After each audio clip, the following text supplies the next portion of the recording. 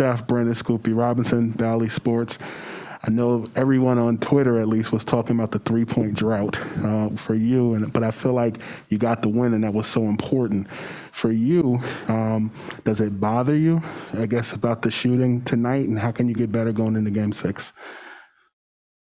I mean, of course, it bothers me as a shooter. You want to impact the game that way, but thankfully, that's not the only thing that you do out there on the court. I remember the first game of the year against the Lakers, I had a very similar like shooting night, but impact the game other ways. And I remember I said like I played horrible, but I had to kind of define what that looked like in terms of just trying to make the right play, keep things simple. And the fact that, everybody stepped up, Wiggs, JP, Clay hit some big shots. Draymond found his life and his spirit and the way he impacts the game.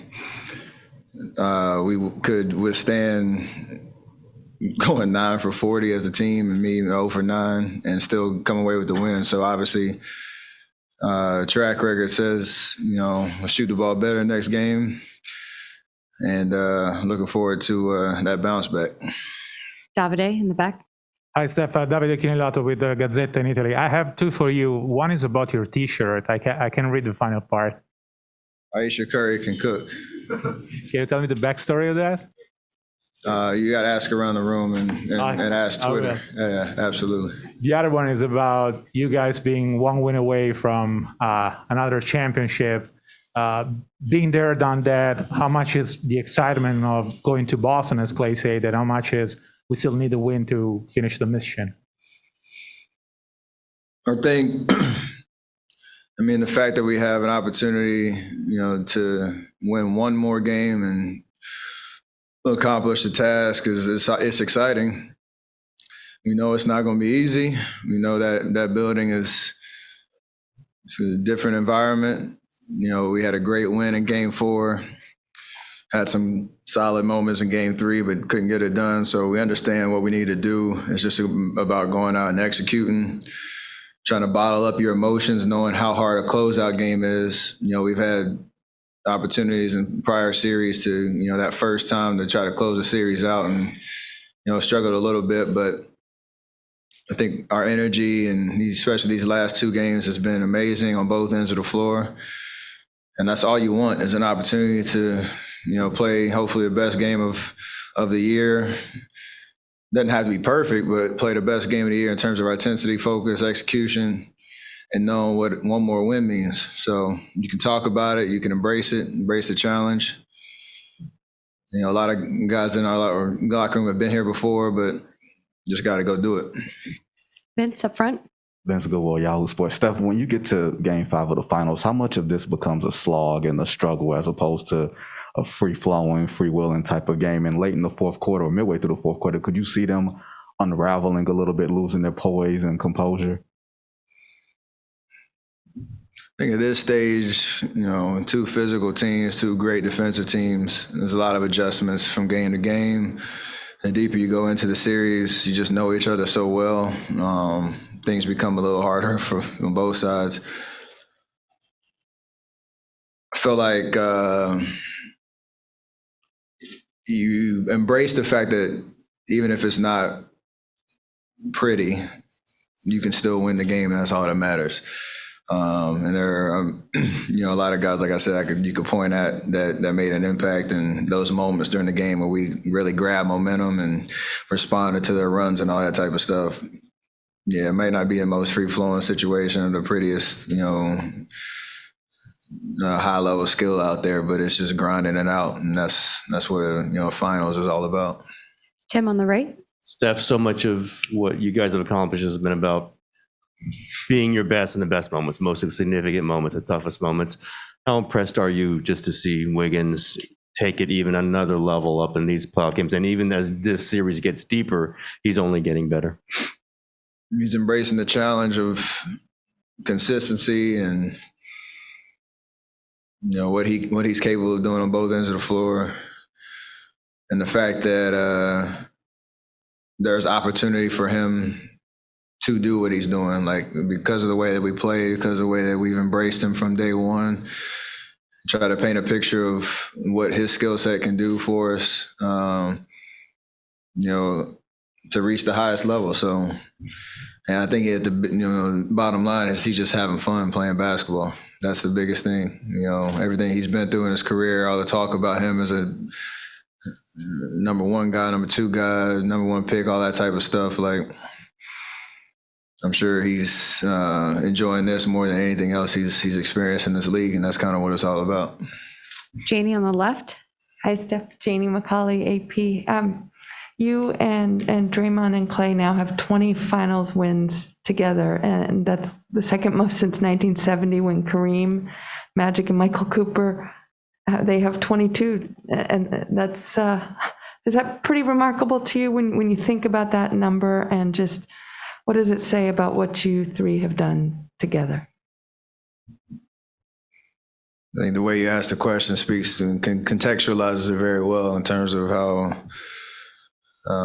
historic it is, and we want to have one more to show for it and one more win, and really kind of embrace what we've been able to accomplish just to be back on this stage. So obviously making 6 finals, you have a lot of opportunities and you enjoy every single one of them. So this series is no different, and one more win. Just got to figure out a way to get it done. Marcus on the right. Steph, Marcus Thompson, The Athletic. As someone who's known Draymond his entire basketball career, what do you think is the difference between, when he's walking that line, like the good Draymond, and the bad, like the Game 3, and what you've seen since?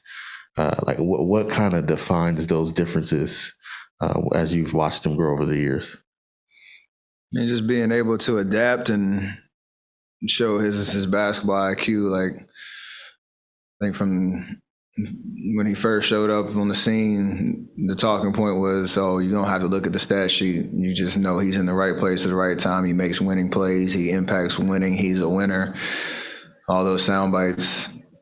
His reputation kind of preceded itself from college, and he was able to carry that into the league. And ever since then, like, he's just continued to grow and,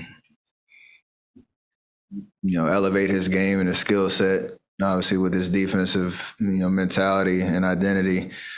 But in a situation like, this series where things aren't as smooth and you have some rough patches, he finds a way to respond with the right energy and approach and toughness that if you're watching the game, you notice him at all times because he's kind of everywhere.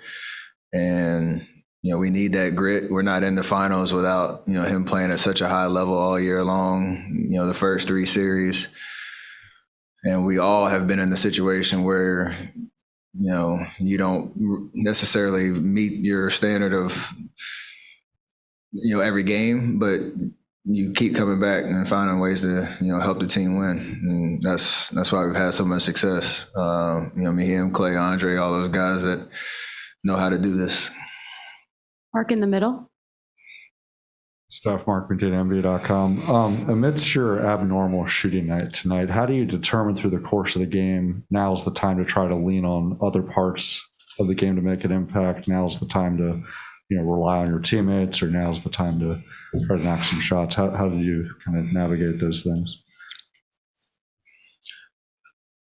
I think, I talked yesterday, I knew there was going to be some adjustments in the way that they were trying to guard the pick and roll, because they got a lot of clean looks, and they were a little bit more aggressive, a little higher up on their pickup points.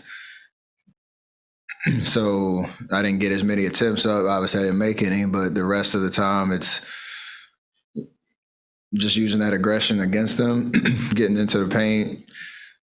The fact, I don't know if I had more than like 5 assists the first, 4 games, and then that total goes up, and we still left a lot out there because, we have different ways to attack you, even if it's not me just trying to hunt shots. And using gravity, using ball movement, all that type of stuff to do kind of normal Warriors basketball. So, Yeah, it's just a feel thing, and obviously, never losing your aggressiveness, even though you're not making, shots like you normally do. Home on the left. Steph, I'm Young Masaki, ESPN. Draymond was looking at the stat sheet when he noticed the 0 for 9. He said, knowing you're going to be livid, which will be good for the Warriors entering game 6. But I was wondering, this is the longest streak. You owned the 2 longest streaks, but this one was 233 straight games with a 3-pointer. What is your mentality or emotions usually after a game like this? Because you have them so rarely. Keep shooting. Very simple. Like you said, like there's never.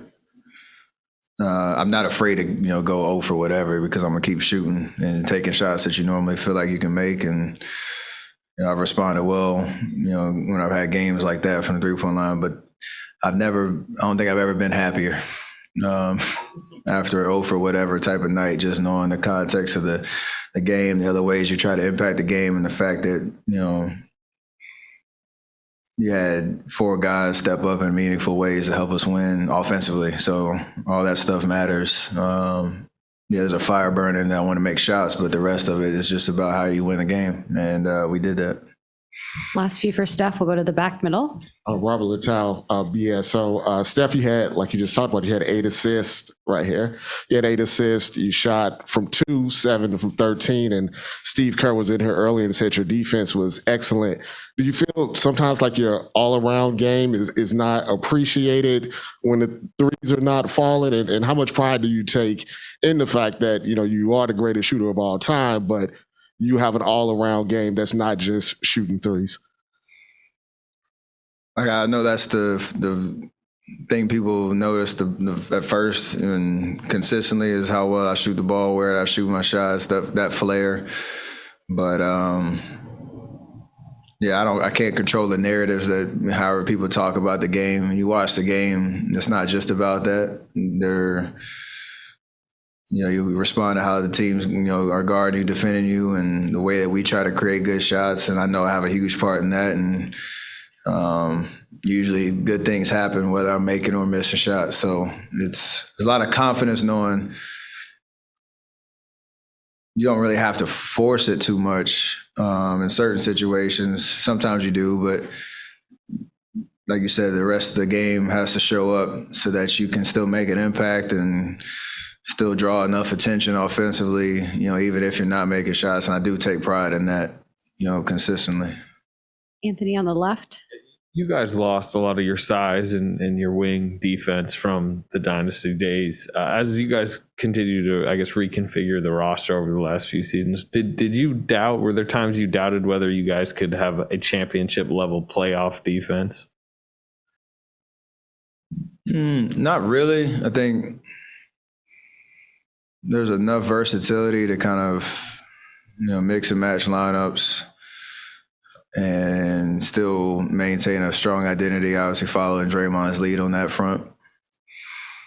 And Mike Brown's been amazing in terms of reestablishing the importance of that side of the basketball from training camp to now, and not letting anybody, slip up in terms of accountability on that end of the floor. We've tried a lot of different things over the course of the year. Traditional man coverage, all that boxing one, zone stuff, we can kind of sprinkle in from time to time. But at the end of the day, it's just effort and intensity and kind of relentlessness on that front. And we've done a really good job of maintaining that for the most part throughout the year and trying to plug in where, there's a little bit, I guess you call it deficiencies from, teams compared to teams of past. So I think we're number 2 defense for a reason. So it's pretty cool. Last question, Ann on the right. Steph, you guys weren't whole, obviously, all season until the playoffs. And I'm just wondering, when did you feel it really click in with Andrew and the rest of you guys together on both sides of the ball? And also, have you seen him change, grow in confidence or happiness or intensity over the course of this 26-game playoff run? Absolutely. And I think we talked about it for game one of the Denver series. Like, we didn't really know what it was going to look like because me, Clay, Draymond had only played 9 minutes or something like that in the regular season. We didn't really know what our rotations were going to look like. And we had some guys that hadn't played in the playoffs and had a deep run before, so that were going to be in the playing meaningful minutes. Wiggs at the top of that list, so we wanted to peak at the right time and keep building, keep getting better every single game. And you talk about it and you hope that it's going to work. And thankfully, it's gotten us to this point. So we got one more win, and I think I talked about it when I was talking about Wiggs earlier. He's just definitely enjoying the fact that what he's capable of doing on the floor and the way he prepares his mind and his body to go out there and hoop, that it's leading to success at the highest level. And I'm sure for him, that's been a pretty cool journey to understand what that feels like and what it looks like and how fun it is to go out there and be in those type of environments. So hopefully we can, get this next win and really, celebrate what it took to get there. Thanks, Steph.